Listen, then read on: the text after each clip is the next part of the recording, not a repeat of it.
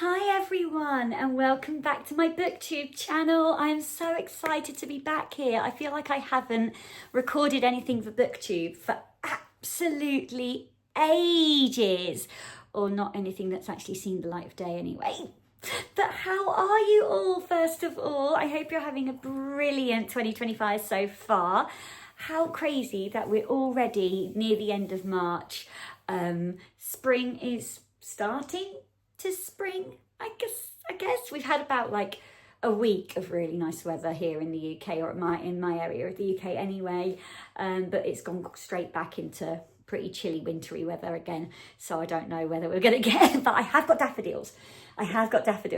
And talking of those, I just want to take a moment for this book vase. I'm sorry guys, my mum and dad saw this and thought of me and bought it for me.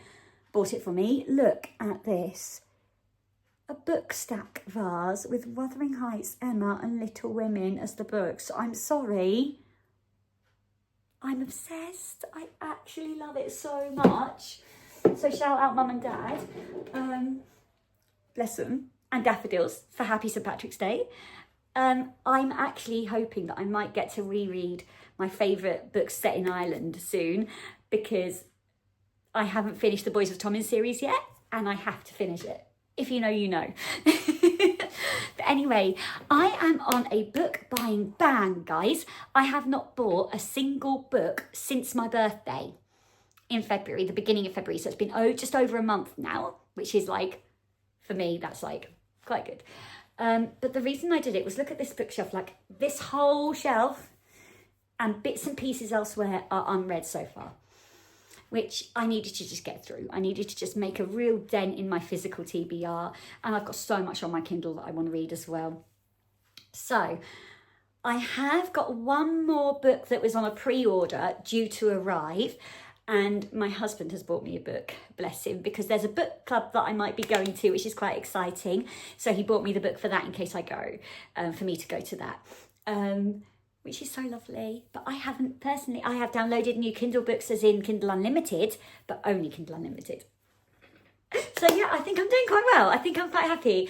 I thought I'd go through with you what I have read since that book buying ban began, and how it's all going. So the first book I finished at that point, 3 Wishes by Leanne Moriarty. This was a birthday gift and it was great. It was so good. So it gave me like a Desperate Housewives sort of vibes, but put it in Sydney, Australia. All the lighting's...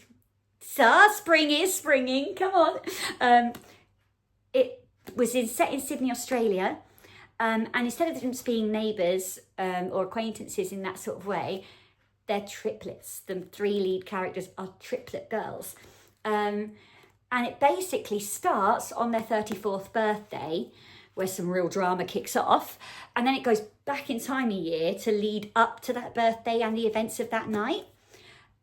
It's so much drama. Who lied to who slept with who, this, that and the other. It's like really crazy drama filled, which is what gave me the Desperate Housewives-y sort of vibes, I suppose. Sort of gossipy. Really fun. Yeah, a bit of a slower read for me because it's set in the 3rd person, but close 3rd person. So it's like Gemma said that, Gemma thought that, she said she thought, rather than I, and each chapter focuses on one triplet's point of view. So you're going through the 3 triplets. So it was quite difficult in that way to follow a tiny bit. But yeah, it just took me a bit longer. But it was really fun. I think I gave it 3.5, 3.75 star. Definitely recommend. I think it'd make a good book club book. I think it'd make a great discussion book. I think it has got like discussion questions at the back as well, which would be, yeah, very, very fun. So, yeah. 3 Wishes, Leanne Moriarty. That was the first book I finished since my book buying ban. The next book I finished after that, I reached for some Christina Lauren. I love Christina Lauren. Their books, it's 2 best friends that write together, Christina and Lauren. And I've always really enjoyed their books. I think my favourite is still Love and Other Words. But Soulmate Equation was pretty awesome as well. But The Paradise Problem I hadn't got round to yet. And it was so good. Okay, so it's set on this beautiful paradise island. It really made me think of when my husband and I honeymooned on Mauritius. It had that tropical beach island vibe about, so gorgeous.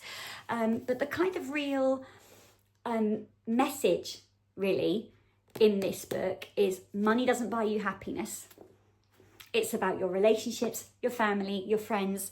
That's what makes you happy, and following your passions and following things you love. So the story is kind of, it's got a bit of Pretty Woman vibe about it. She is his fake wife to his sister's wedding on this island. And you learn very, very quickly that there's a lot of family drama going on. It was so fun. It was kicking your leg giggly at points. There was some steam, but not too much. Yeah, I really enjoyed it. So yeah, I gave this one a 4, which is quite normal really for my Christina Lauren reads. They're often a 4.5-4-star read, but yeah, really recommend if you're up for a good rom-com with a nice lot of heart to it.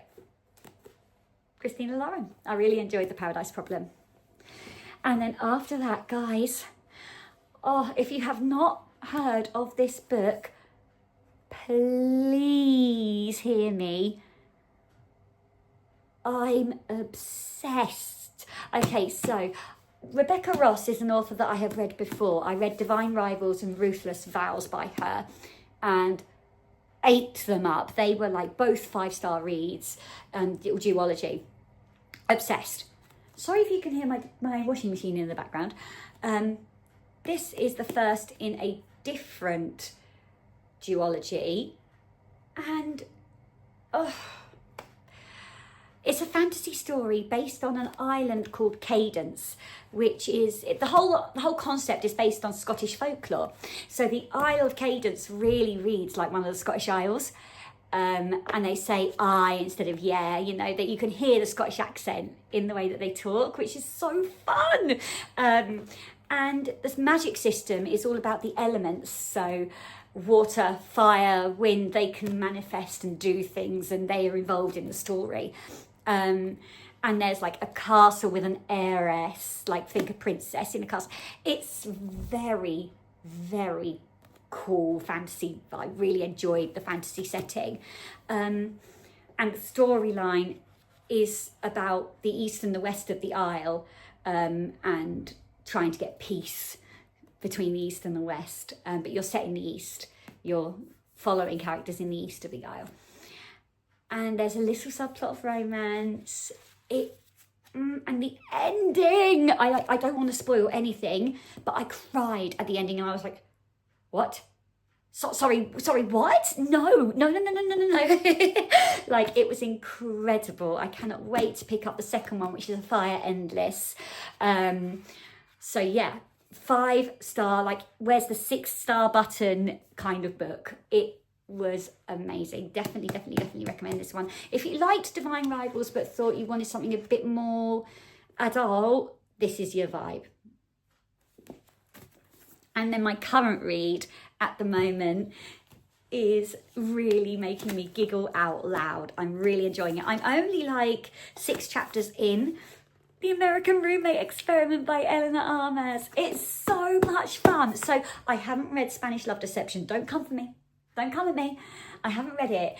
But you know what? It's my channel. It's my rules. I don't care. This is so funny. It is such a cutesy rom-com vibe going on at the moment. I'm really liking the 2 characters. Rosie is just... she's all over the place at the moment, and Lucas too, to be honest. But yeah, it's really fun so far. I'm really enjoying it. Like I said, I'm only 60 something pages in chapter 6, but it's going well. On my Kindle so far, I have picked up a couple of books. My current Kindle read is a Kindle Unlimited read here in the UK, so that's always something good to know. It's a fantasy book that I have heard so much about. It's called Spark of the Everflame by Penn Cole. I'm really enjoying this so far. I'm literally 10% in, which is 30 something pages. It's a long old book. So I'm going to do it slow and steady and just whenever I finish it sort of thing. Really, really enjoyed it. And I've also read an audiobook since my book buying ban started, which, it was gorgeous. It was by Amanda Prowse. I'm just trying to find it on my library. Or did I already? Yeah, I don't think I've got the cover on here. But, it was called The Things I Know by Amanda Prowse. I'll put a picture up if I can. And it's set on this beautiful farm near Bristol. And it's like a finding yourself, coming of age, falling in love story. It was gorgeous. I gave it 5 stars because it was just, I find Amanda Prowse's writing really emotional quite a lot, and this was no exception. I've got one of her books physically to pick up hopefully next month, called The Art of Hiding, but I've really enjoyed, I've read a couple of her books before, so yeah, she's another author I look out for. And that's what I've been reading so far since my book buying ban started. I am so excited to really kick off some of these books. There are some books up here that are so 5-star predictions for me. I still haven't picked this up. Are you joking me? I am so behind right now. Have not picked that up yet. I still haven't picked Funny Story up. Guys, A Great Big Beautiful Life is coming out soon and I have not picked up Funny Story. Help! I need to do that. I need to read this book. I love Emily Henry. Every single one of her books has been a 5-star for me. I love Emily Henry, so I'm really excited to pick this one up. I've got 3 Hannah Bonham Young books to pick up. I really adored Out on a Limb, so I bought more by her. Look at this copy of Out of the Woods, by the way. Are we obsessed? Because I'm a little bit obsessed. Although I have seen mixed reviews about this one, but I really loved Out on a Limb, and I know this is the best friend couple from that book, so I can't wait. And then I've got the Next to You and Next of Kin duology by Hannah as well to pick up. So there's some 5-star predictions potentially there. What else have I got that I think might be 5-star? Oh, I've heard so much about Redeeming Love. This is a Christian fiction book, and I've read Francine Rivers before. I've read Bridge to Haven by her, which was a 5-star for me. It's a thick old book. And this is also a 5-star prediction for me. I cannot wait to get to that. I've got another Marion Keyes book, Rachel's Holiday. Again, another thick book. So I might take this on my 2-week cruise I'm going on in August. I might take this with me there. But yeah, some really exciting 5-star predictions as well. Like Mary Jane.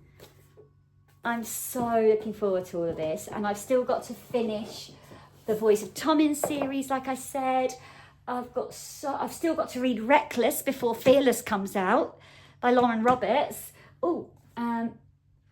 I'm just going to keep chatting if I continue. But yes, so I'm really trying my best to stick to this book buying ban and get through a load of these on my list. So keep me up to date with what you're reading as well. Let me know how you're getting on. And if you've read any of these that you see or that you've heard me mention, let me know what you thought. Or if you are planning to read any of these and we could maybe buddy read, let me know if you want to comment and let me know. But yeah, I am really enjoying my reading so far this year, and I hope you guys are too. And with that, I will say have a wonderful week. Happy reading, and I will see you soon.